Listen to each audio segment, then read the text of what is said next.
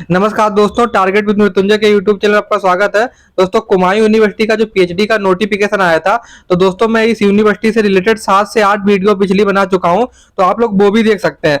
कुछ आप लोगों के अन्य प्रश्न आ रहे थे, जैसे जो इसका इंट्रेंस एग्जाम प्रस्तावित है 23 जुलाई को, तो उसमें उसका पैटर्न क्या है, सिलेबस क्या है, और जो सिलेबस में कौन कौन सी यूनिट दी है, और रिसर्च मेथोडोलॉजी का क्या सिलेबस है। तो आज के वीडियो में हम लोग इस कुमाऊं यूनिवर्सिटी के पीएचडी इंट्रेंस एग्जाम के पैटर्न की चर्चा करेंगे। तो दोस्तों, मैंने आपको जैसे बताया था, तो ये रहा पैटर्न और ये रहा रिसर्च मेथोडोलॉजी का सिलेबस। तो दोस्तों, सबसे पहले मैं आपको चर्चा कर लेता हूं कि इसमें कुमाऊं यूनिवर्सिटी में 100 प्रश्न का आपका एंट्रेंस एग्जाम का पेपर होगा।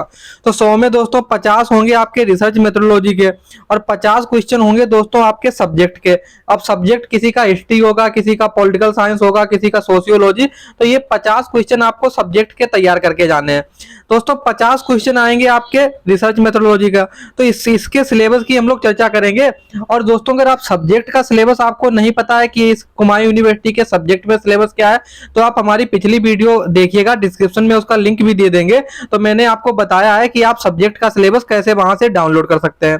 तो दोस्तों, एक बात आपको और बताना चाहूंगा, आप लोग वैसे सब्जेक्ट को अच्छे से तैयार करके जाइएगा, क्योंकि कभी कभी ऐसा भी होता है कि ये रिसर्च मेथोडोलॉजी के क्वेश्चन आते ही नहीं है। 100% किसके आ जाते हैं, सब्जेक्ट के। तो आप लोग ये तैयार करके सब्जेक्ट को अच्छा तैयार कीजिएगा, लेकिन रिसर्च के भी आप 50 तैयार करके जाइएगा, क्या पता जो पैटर्न दिया यही हिसाब से प्रश्न पूछ दे। तो दोस्तों, जो 50 प्रश्न दोस्तों हैं, ये पूछे जाएंगे 4 यूनिट से। तो कौन कौन सी यूनिट होगी? Research aptitude, communication, data interpretation मतलब डीआई, और आईसीटी। तो दोस्तों, रिसर्च एप्टीट्यूड से क्या पूछा जाएगा? Research meaning, types, characteristics. दोस्तों, सेम आपका यूजीसी नेट वाला ये टॉपिक है। Post positivism approach to research, method of research, experimental, descriptive, historical, quantitative, qualitative. अब दोस्तों, step of research, thesis, article writing, format, style of referencing, application of ICT in research, research ethics. तो दोस्तों, आपको ये सब point देख लेने हैं। आप अगर इसका डिटेल सिलेबस चाहते हैं तो डिस्क्रिप्शन में टेलीग्राम चैनल का लिंक दिया हुआ है, तो आप डिस्क्रिप्शन में टेलीग्राम चैनल से जरूर जुड़े जाके वहां पे। तो वहां पे मैं इसकी पीडीएफ शेयर कर दूंगा, आप लोग टेलीग्राम चैनल से डाउनलोड कर सकते हैं। और दोस्तों, अभी मैं कुछ अन्य इंपॉर्टेंट आपको खबरें बताऊंगा, न्यूज बताऊंगा।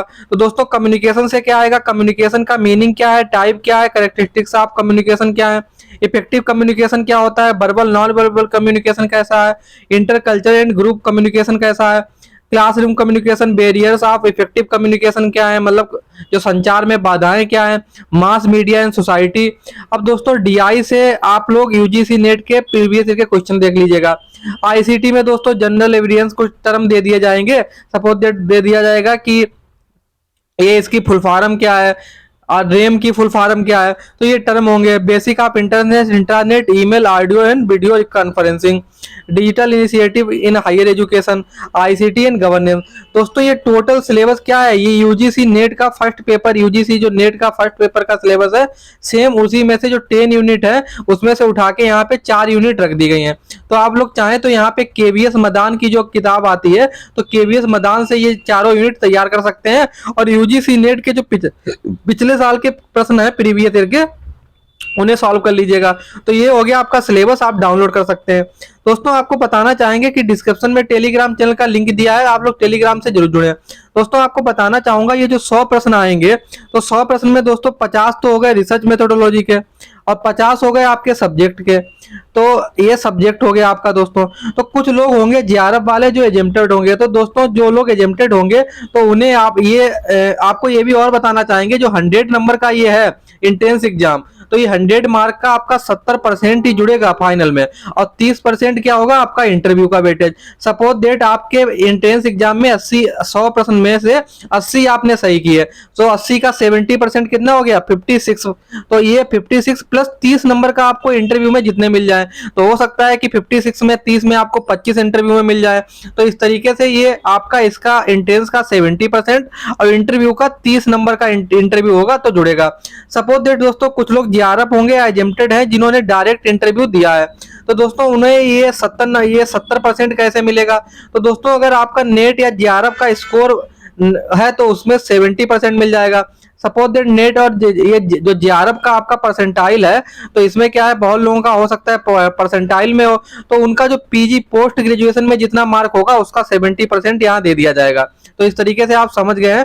तो मैं तो यही सलाह दूंगा कि आप लोग सभी लोग एग्जाम दें और इंटरव्यू में बताएं कि मैं एजेंटेड हूँ। तो आप लोग ये अपना सिलेबस डाउनलोड करना चाहें तो ये टेलीग्राम से डाउनलोड कर सकते हैं पीडीएफ। अन्य कोई आपकी दुविधा हो तो आप लोग कमेंट करके पूछ सकते हैं। थैंक यू दोस्तों, अन्य किसी वीडियो पे फिर मिलेंगे।